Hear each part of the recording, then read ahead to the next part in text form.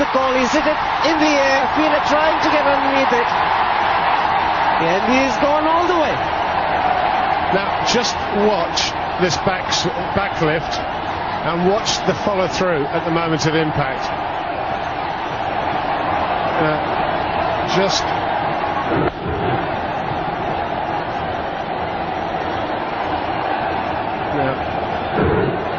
There you go. That'll do. I'm not quite sure what he did there, but it's very, very effective. He almost swung himself off his feet. Tries it again. There should only be one. There is only one.